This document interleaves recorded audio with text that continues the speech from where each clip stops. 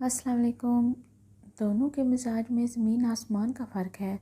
اقصیٰ دنیا جہان کا فیشن کرتی ہے، جبکہ بڑی نے کبھی فیشن کرنے کا سوچا بھی نہیں۔ میری بڑی خالہ لاہور میں رہتی تھیں۔ ان کا ایک ہی بیٹا تھا جس کا نام فراز تھا۔ امی اسما آپی کے لیے رشتہ کے لیے ہاں کر چکی تھیں، کیونکہ ہماری ان خالہ کو آپی جیسی سادی لڑکیاں بہت پسند تھیں، جبکہ ہم فراز کے مزاج سے واقف نہیں تھے۔ اس سے ہم بھی ملتے تھے۔ والدین نے تو اس رشتے سے خوش تھے، مگر اچانک ہمیں اطلاع ملی کہ فراز نے آپی سے رشتے کے لیے انکار کر دیا ہے۔ یہ خبر سنتے ہی ہم سب کے پاؤں تلے زمین نکل گئی۔ امی ابو اچھی طبیعت کے مالک تھے، لہٰذا انہوں نے اس بات کو خریدنے کی کبھی کوشش نہیں کی۔ ایک روز لاہور سے خالہ کی دیورانی آئیں تو ان سے پتہ چلا کہ فراز فیشنیبل لڑکی سے شادی کا خواہش مند ہے، اس کو سیرت سے زیادہ ٹیپ ٹاپ بھاتی ہے، لہٰذا اس سے اسما سے شادی کے لیے انکار کیا ہے۔ یہ بات جب آپی کو پتہ چلی تو وہ بہت رنجیدہ ہوئی۔ مجھے کہا، دیکھو اقصیٰ، آج کے کل کے لڑکے کس قدر عجیب ہیں، ان کو سیرت نہیں فیشن چاہیے۔ میں ان کی یہ بات سن کر چپ ہو گئی، مگر اپنی بہن کے لیے دکھ میں نے محسوس کیا۔ کچھ ہی دنوں بعد ایک روز فون کی گھنٹی بجی۔ آپی نزدیک کھڑی تھی، انہوں نے فون اٹھایا اور پھر رانگ نمبر کہہ کر رکھنے لگی تھیں کہ دوسری طرف سے کسی نے ان کی تعریف شروع کر دی۔ تجسس کے مارے آپی نے فون بند نہ کیا۔ وہ حیران تھی، یہ کون ہے جو ان کی تعریف کر رہا ہے؟ کیا ان کو یہ شخص جانتا بھی ہے؟ تبھی سوال کیا، آپ مجھے کیسے جانتے ہیں؟ آپ کو کالج میں دیکھا تھا۔ اس نے جواب دیا، تبھی تو آپ کا شدائی ہوں، کیونکہ مجھے آپ کی سادگی بہت پسند ہے۔ فی زمانہ ایسی سادگی پسند لڑکیاں کہاں ملتی ہیں؟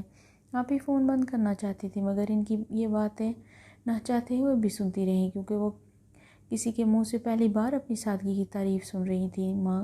ماں کو دیکھ کر آپی نے رانگ نمبر کہہ کر فون بند کر دیا۔ امی نے بھی اس بات پر توجہ نہ دیا۔ وہ شخص روز ہی فون کرنے لگا۔ آپی بھی شاید اپنی تعریف سن کر مسرور ہوئی تھیں، تبھی وہ ریسیور اٹھا لیتی۔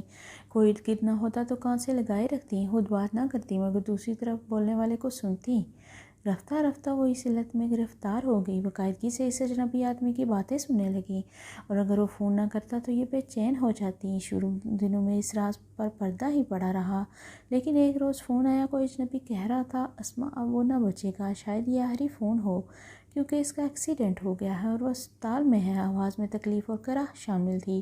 میں اس کا دوست بول رہا ہوں، اسپتال آ جاؤ۔ اجنبی درد بھری آواز میں آپی سن کر آپی پریشان ہو گئی، جیسے ان کی جان نکل گئی ہو۔ انہوں نے بہت مشکل سے خود کو سنبھالا۔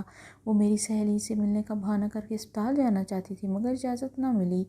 وہ صرف اس لڑکے کے لیے دعائیں کر سکی۔ پھر انہوں نے ایک سلائی کے سینٹر میں داخلہ لے لیا تاکہ گھر سے باہر قدم نکال سکیں۔ اس کے بعد ان میں کافی تبدیلی دیکھی گئی۔ انہوں نے خود کو پوری طرح بدل دیا۔ وہ شوخ رنگ کے کپڑے بنوانے لگی، فیشن بھی کرنے لگی۔ یوں لگتا تھا پہلے والی آپی اسما نہیں رہی۔ ہم سب بہت حیران ہوتے، مگر خوشی کے عالم میں ہم نے یہ سوچنا بھی گوارا نہ کیا کہ اس بات کے پیچھے کیا راز ہے۔ دراصل آپی کو کسی نے شاپنگ سینٹر میں دیکھ لیا تھا اور ان کا دیوانہ ہو گیا تھا۔ آپی نے فراز کے انکار کے بعد اندر سے ٹوٹ گئی تھی، مگر کسی کو اس بات کا علم نہ تھا کہ وہ نئے سہارے ڈھونڈ رہی ہیں۔ جب اس شخص نے ان کو شاپنگ سینٹر میں دیکھا تو وہاں ان سے بات کرنا چاہی، مگر آپی نے توجہ نہ دی۔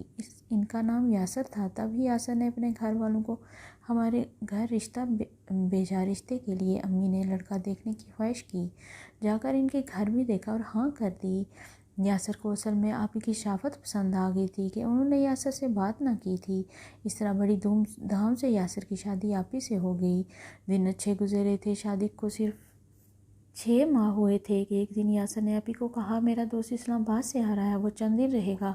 آپی نے گھر کو صاف ستھرا کیا اور مبشر کے ٹھہرنے کا انتظام بھی کر دیا۔ رات کو کراچی پہنچا۔ صبح کو ناشتے کی ٹیبل پہ یاسر اور مبشر کے ساتھ آپی بھی بیٹھی تھی۔ دوست باتیں کر رہے تھے۔ مبشر نے ایک قصہ چھیڑ دیا، بھابی، کیا کبھی یاسر نے آپ کو اپنے ماضی کا وہ واقعہ سنایا ہے جب ہم دونوں مل کر ایک فون کرتے تھے اور اس کو بیوقوف بنایا کرتے تھے؟ یہ اس بیچاری کی سادگی کی بہت تعریف کرتا تھا، اور جب بیوقوف بن گئی تو اس نے جان چھڑانے کے لیے ایک روز کہہ دیا کہ اس کا ایکسیڈنٹ ہو گیا تھا۔ اس لڑکی کا نمبر اصل میں ہم نے ایکسچینج آپریٹر سے حاصل کیا تھا جو ہمارا دوست تھا، اور یاسر نے ویسے ہی کہہ دیا تم بڑی سادگی پسند ہو، تو میں نے تم کو کالج میں دیکھا تھا، حالانکہ اس نے اس بیچاری کو کبھی دیکھا ہی نہیں، شاید خواب میں دیکھا ہو۔ بہرحال وہ تھی بھی کافی بیوقوف، اپنی تعریف سن کر بہت خوش ہوتی تھی، مگر فون پر بولتی نہیں تھی، ہیلو کہتی یا ہوں ہاں کرتی تھی، کبھی ایک آدھ جملہ بول لیتی۔ تب ہم بور ہو گئے۔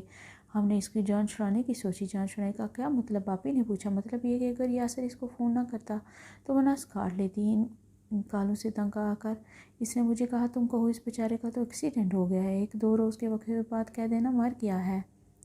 یہ کہہ کر دونوں ہنسنے لگے۔ کیا پھر بھی تم نے اس نمبر پر فون نہیں کیا؟ یاسر نے پوچھا۔ میں نے کیا تھا، چند دن بعد اس کے مرنے کا بتا دوں، لیکن اس کا فون نمبر ہی تبدیل ہو گیا تھا۔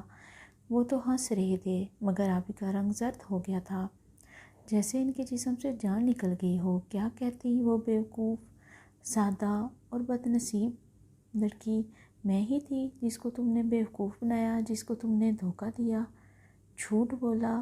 وہ ناشتے کی میز سے اٹھ گئیں اور شام کو ڈرائیور سے کہا، مجھے میکے لے جاؤ۔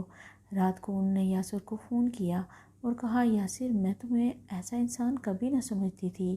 تم نے جس طرح مجھے دھوکہ دیا ہے ویسے ہی اب میں بھی ایکسیڈنٹ میں مروں گی، جس طرح تم مر گئے تھے میں بھی مر رہی ہوں، اب مجھے روکنا مت۔ فون رکھ کر انہوں نے گاڑی نکالی اور ڈرائیور کو ساتھ نہ لیا، خود ہی سڑک پر نکل گئیں۔ یہ بتاتی چلوں کہ میری آپی نے کئی بار ڈرائیونگ سیکھی تھی مگر ان میں صلاحیت نہ تھی کہ صحیح طریقے سے گاڑی چلائیں، لہٰذا انہیں روک دیا تھا۔ اب آپ نے بھی گاڑی خود ڈرائیو نہیں کرنی، جب ڈرائیور ہے تو پھر کیا ضرورت ہے؟ یاسر بھائی نے بھی سختی سے روکا ہوا تھا، لیکن آج جب کہ انہوں نے اپنی بے حد اہانت محسوس کی تھی، انہیں خود گاڑی چلانے کا فیصلہ کر لیا اور لانگ ڈرائیو کر کے اپنی ذہنی دباؤ کو دور کرنے کی کوشش کرنے لگیں۔ غصے میں یا جذباتی دباؤ میں اگر جو بھی گاڑی چلاتا ہے تو اس میں رسک ہوتا ہے۔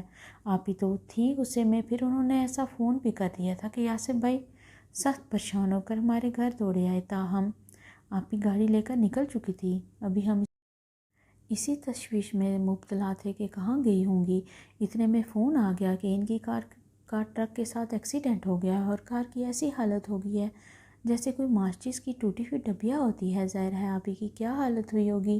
ان کو وہاں موجود لوگ اسپتال لے گئے مگر وہ نہ بچ سکیں اور اللہ کو پیاری ہو گئیں۔ میں آپ کو یہ بتانا چاہتی ہوں کہ انسان ہر چیز مذاق میں نہیں لینی چاہیے اور نہ ہی کبھی دوسروں کے ساتھ اس قسم کا مذاق کرنا چاہیے جس میں اہانت کا پہلو نکلتا ہو، اس سے تو کسی کی جان بھی جا سکتی ہے۔ اے کاش میری بہن ذہنی طور پر اس قدر سادگی پسند نہ ہوتی تو ان کے ساتھ ایسے حالات نہ ہوتے۔ سادگی اچھی چیز ہے مگر لباس کی حد تک، مزاج کی سادگی سے آدمی بیوقوف بن جاتا ہے۔ اب جب بھی آپ ہی کا خیال آتا ہے تو آنکھوں میں آنسو آ جاتے ہیں۔ یاسر بھائی نے تو 2 سال بعد دوسری شادی کر کے اپنا گھر بسا لیا مگر ہماری اب پیاری سی بہن ہمیشہ کے لیے ہم سے بچھڑ گئی۔ تو دوستو اگر آپ کو میری ویڈیو پسند آئی ہے تو ویڈیو کو لائک کر دیں، چینل کو سبسکرائب کر دیں اور بیل کا نوٹیفیکیشن دبانا مت بھولیے گا۔ اپنا بہت سارا خیال رکھیے گا، ملتے ہیں نیکسٹ ویڈیو میں۔ اللہ حافظ۔